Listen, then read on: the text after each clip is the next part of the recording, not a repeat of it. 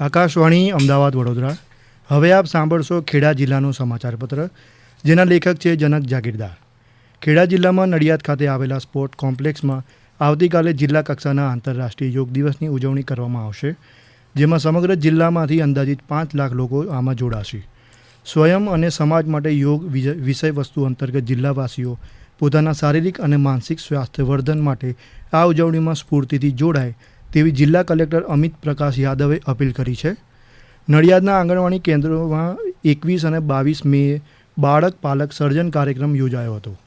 આ આંગણવાડી કેન્દ્રોમાં 3 થી 6 વર્ષના બાળકોના સર્વાંગી વિકાસમાં માતા પિતા અને કુટુંબ દ્વારા પ્રોત્સાહિત વાતાવરણ પૂરું પાડવા માટે તેમની ભૂમિકા સમજાવવા અને આંગણવાડીમાં બાળકોના નામાંકનમાં વધારો કરવા તેમજ નોંધાયેલા બાળકો આંગણવાડીમાં નિયમિત આવતા થાય તે માટે વાલીઓની ભાગીદારી વધારવા તેમને સમજણ પૂરી પાડવામાં આવી હતી.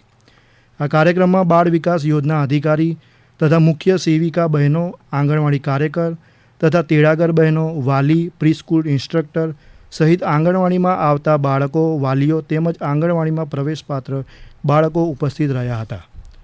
મહુધા તાલુકાના સિંગાલી પ્રાથમિક આરોગ્ય કેન્દ્ર હસ્તકના વડથલ ગામમાં ઝાડા ઉલટીના કેસને ધ્યાનમાં રાખી આરોગ્ય ટીમે 23 મે ઇન્દિરા નગરી, મોટી ભાગોળ, વાવફળિયું, ભગવાનદાસની ખડકી વગેરે વિસ્તારોમાં અંદાજિત કુલ 215 ઘરમાં સઘન દેખરેખ હાથ ધરી હતી. આરોગ્ય ટીમે પીવાના પાણીનું સુપર ક્લોરિનેશન હાથ ધર્યું છે. પીવાના પાણીમાં આરસી ટેસ્ટનું પ્રમાણ પોઝિટિવ જોવા મળ્યું છે. આ જ રીતે 24 મે પ્રાથમિક આરોગ્ય કેન્દ્રની 4 આરોગ્ય ટીમે અસરગ્રસ્ત વિસ્તારોમાં સઘન દેખરેખ હાથ ધરતા એક પણ ઝાડા ઉલટીનો કેસ મળ્યો નથી. ગામમાં ગ્રામ પંચાયતના સંકલનમાં રહીને પીવાના પાણીનું સુપર ક્લોરિનેશન હાથ ધરવામાં આવ્યું છે. આ અન્વયે તાલુકા મામલતદાર, તાલુકા વિકાસ અધિકારી, તાલુકા આરોગ્ય અધિકારી તેમજ આરોગ્ય અધિકારીએ વડતલ ગામની મુલાકાત લઈ આરોગ્ય વિષયક પરિસ્થિતિની માહિતી મેળવી રોગ અટકાયતી પગલાઓ માટે જરૂરી માર્ગદર્શક સૂચનો આપ્યા હતા. જિલ્લા કલેક્ટરની અધ્યક્ષતામાં ચોમાસા પૂર્વેની કામગીરી અંગે સમીક્ષા બેઠક યોજાઈ હતી. ચોમાસાની ઋતુ પહેલાં આપત્તિ સંબંધિત વિભાગો દ્વારા કરવામાં આવેલી કામગીરી અંગે જિલ્લા કલેક્ટરે સમીક્ષા કરી જરૂરી માર્ગદર્શન પૂરું પાડ્યું હતું. જિલ્લા કલેક્ટરે સંબંધિત વિભાગના તમામ અધિકારીઓને આપત્તિ વ્યવસ્થાપનની કામગીરી જવાબદારીપૂર્વક અને ચોક્કસ સમયગાળામાં પૂર્ણ કરવા જણાવ્યું હતું. આગામી ચોમાસામાં કોઈપણ પ્રકારની સંભવિત નુકસાનને ટાળવા જિલ્લા વહીવટીતંત્રએ ચોમાસા પૂર્વેની કામગીરી હાથ ધરી છે. આગામી ચોમાસામાં સંભવિત નુકસાનને ટાળવા જિલ્લા વહીવટીતંત્ર જિલ્લામાં સાફ સફાઈના વિવિધ કામ કરી રહ્યું છે.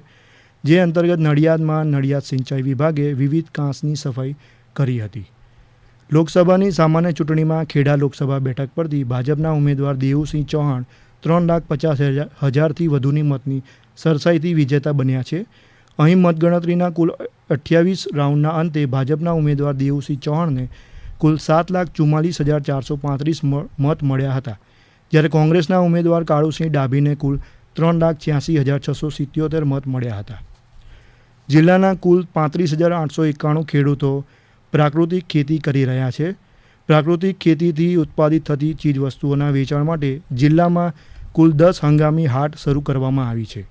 જિલ્લામાં વધુને વધુ ખેડૂતો પ્રાકૃતિક ખેતી તરફ વળે તથા પ્રાકૃતિક ખેતી કરતા ખેડૂતોને સમયાંતરે પ્રાકૃતિક ખેતી માટે જરૂરી માર્ગદર્શન, માહિતી અને તાલીમ આપવામાં આવે છે.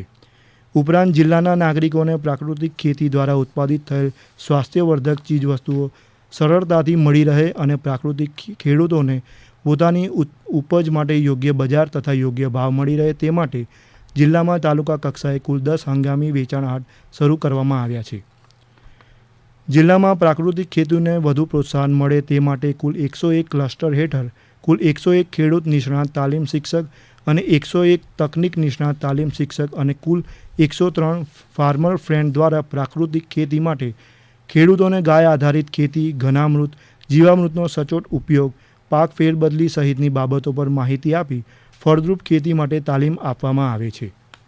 રાજ્યના મુખ્યમંત્રી ભૂપેન્દ્ર પટેલે ખેડા તાલુકા સેવા સદનની આકસ્મિક મુલાકાત લઈ ખેડા તાલુકા સેવા સદનની ચકાસણી કરી કામગીરીની સમીક્ષા કરી હતી. હમણાં જ આપ ખેડા જિલ્લાનો સમાચાર પત્ર સાંભળી રહ્યા હતા, જેના લેખક હતા જનક જાગીરદાર. પ્રસારણ આકાશવાણીના અમદાવાદ વડોદરા કેન્દ્ર પરથી કરવામાં આવ્યું. નમસ્કાર.